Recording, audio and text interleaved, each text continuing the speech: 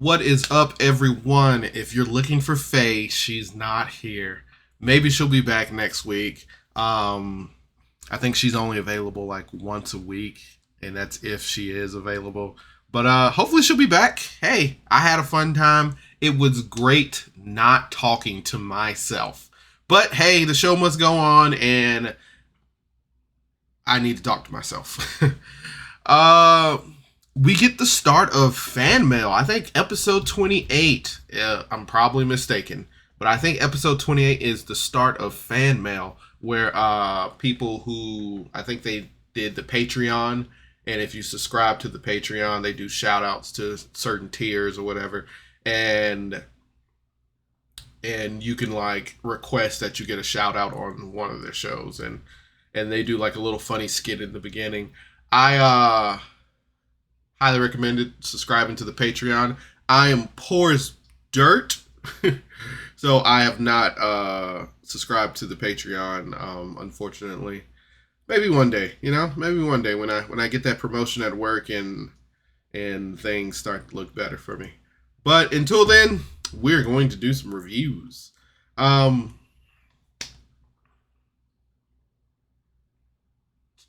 on, something's. All right, so regular intros start, everybody introduce themselves, and we pick up much where we left off. There's one thing I do like about Power Word Felt so far. There isn't like last time, a week ago, it picks up right where it left off, so you're just like, oh yeah, there's no in between, like a week has gone by since we last left our heroes. So I do appreciate that. Especially with the cliffhangers that Carlos be leaving us off on. I really appreciate that because he be stressing me out.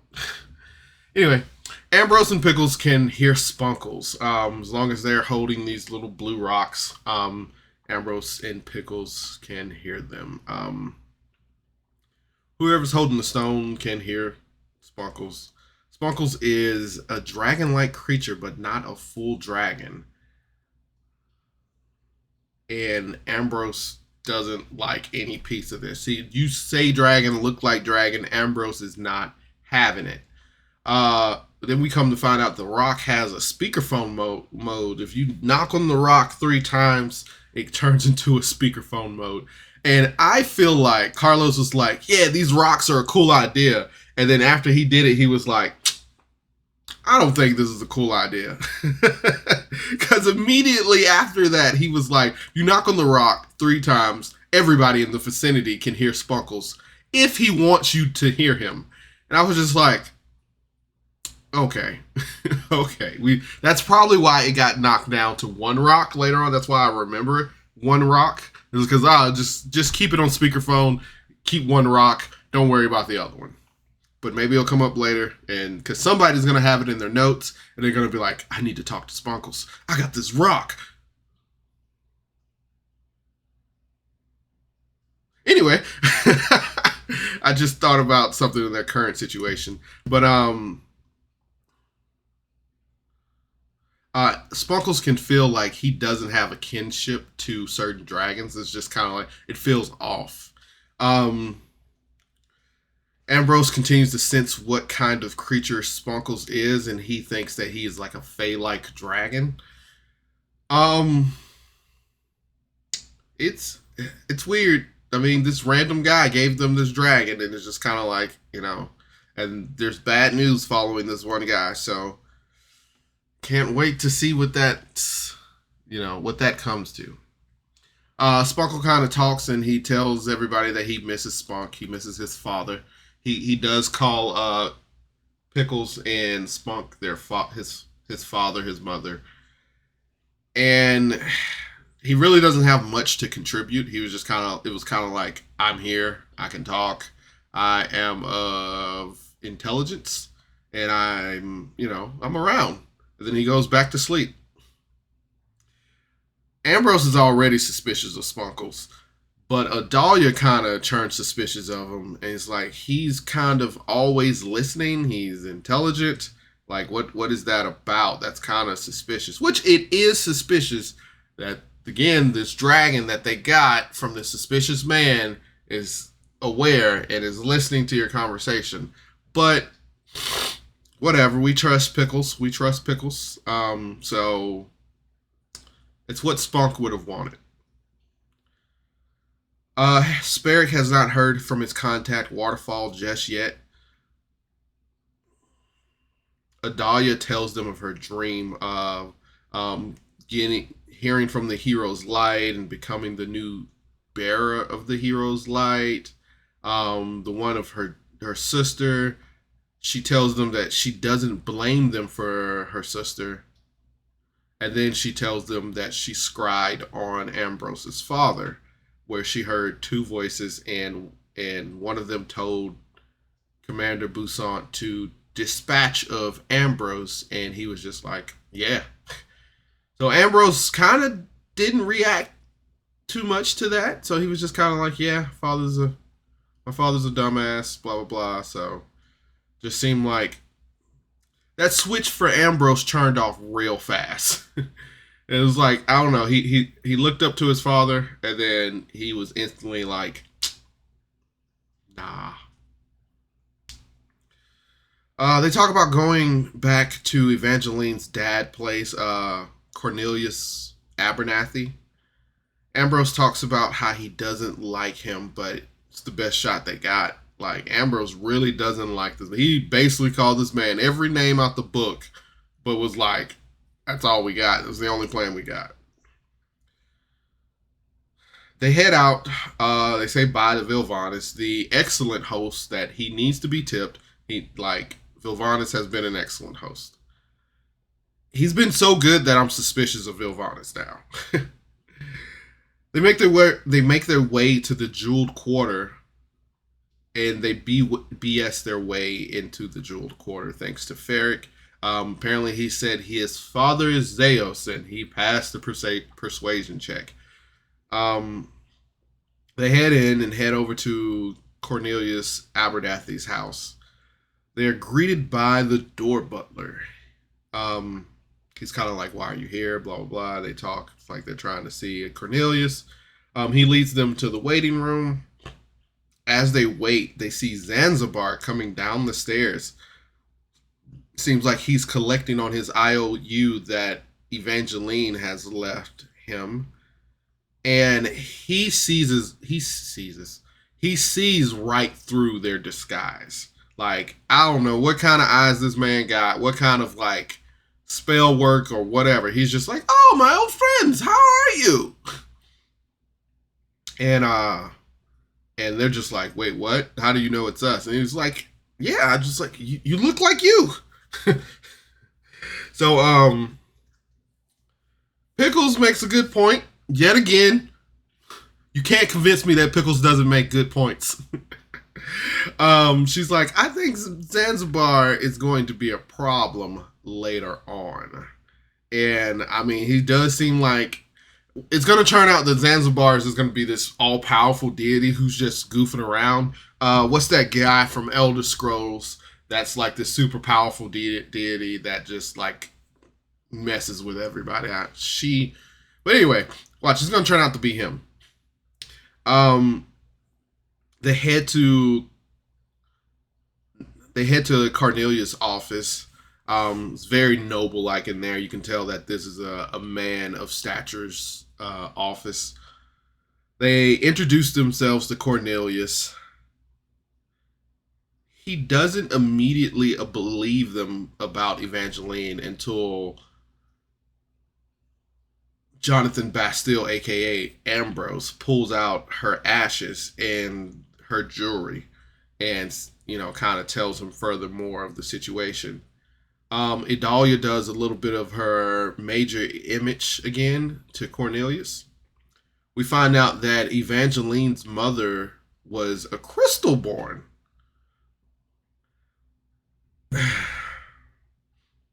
Katie dropped some notes on us, me and Faye, how crystal-borns are born. So now I'm going into a whole nother question, how crystal-borns are born, but do they just have children like regular people? Do they have an anatomy of a human And I mean, you getting into Dungeons and Dragons, and it's just like, how does anything work? But so I'm guessing because it sounded like Katie learned this information along with the rest of us because she sounded a little surprised too. But Cornelia's wife was Crystalborn, and Katie and Evangeline, I guess, was half Crystalborn, and there was a lot to get into there, and it just feels like lore we're missing out on, or we're never going to be able to dive into. But I'm glad that we're still able to follow that path, and I'm just wondering what, and I'm still wondering now because I forgot all about this, and I'm just like, I wonder if her mom is still alive. And if they go back to Northwatch in a cellar or something, they're gonna find like Miss Abernathy locked up. Because why would Zeos just kill?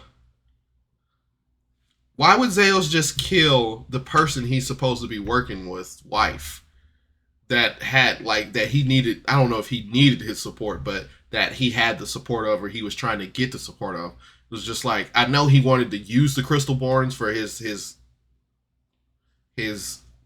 whatever nefarious plots, but still, if you have a deal, and this is me just ranting right here, but half of me believes that she's still alive in Northwatch somewhere.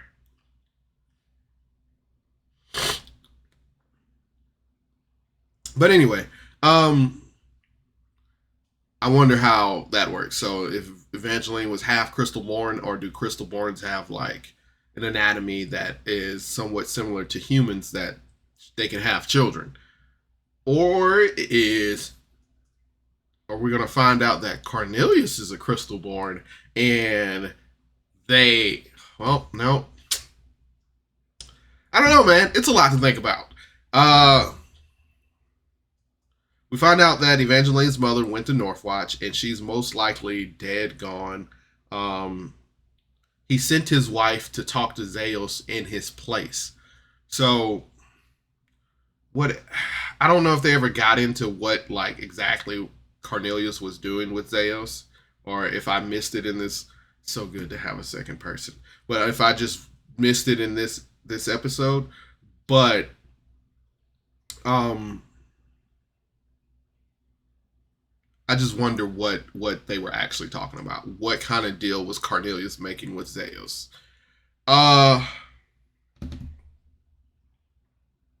Ambrose ends up telling him like, "Hey, I'm Ambrose," and Cornelius is like, "Really? Like you don't look like Ambrose?" And then he explains the situation. He's like, "There's a bounty on your head, and it's went up." So that's we're about to find out if Cornelius values his daughter's life over money. They continue to ask for his support. Cornelius is ready to go to the queen right now.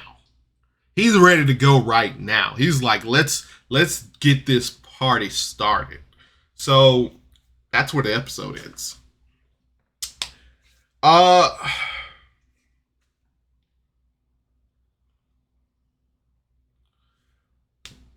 This episode was very interesting.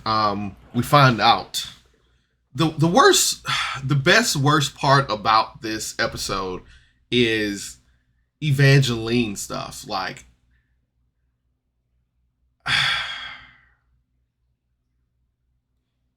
I was so invested in Evangeline stuff.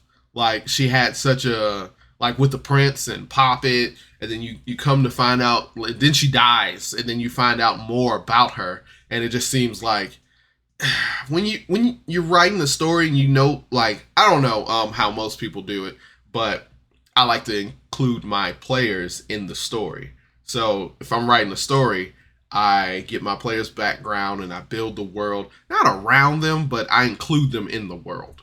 So if that player dies, it's just like, well, all that content, it doesn't go out the window. It's just there now. So, and it's just, it feels like, man, we had all this Evangeline stuff going on, or was about to go on, like she was about to get her character arc.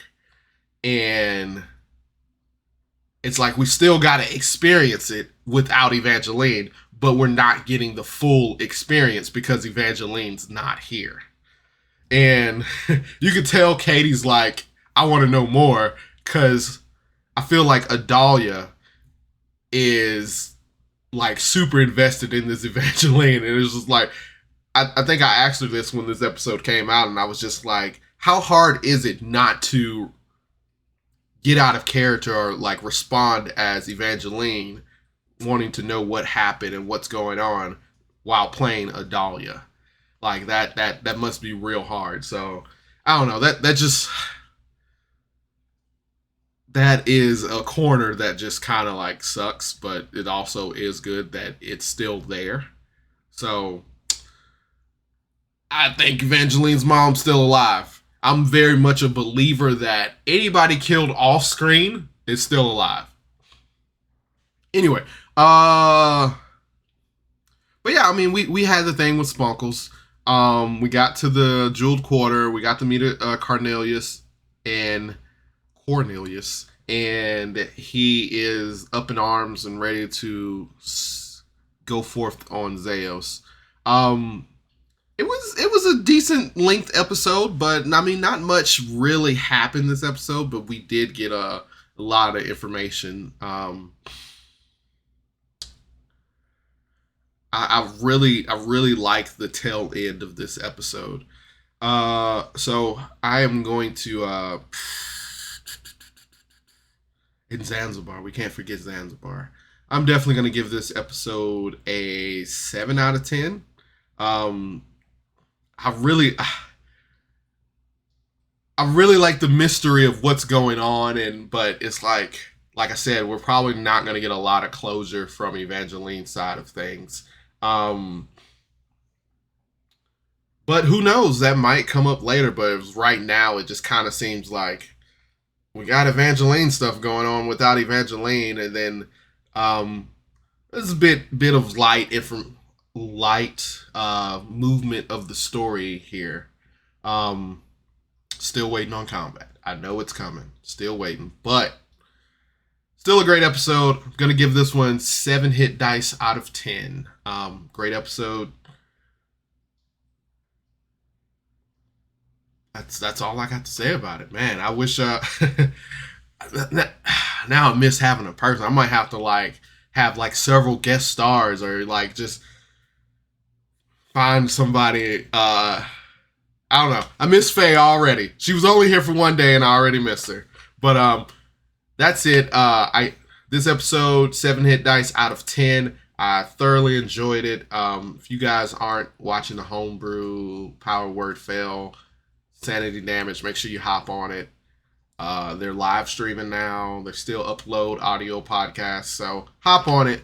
Thanks. Leave a comment. Let me know. Hit me up in the Discord. I'm in there, Miles Matheson. As always, thanks for tuning in to Miles TV. Bye.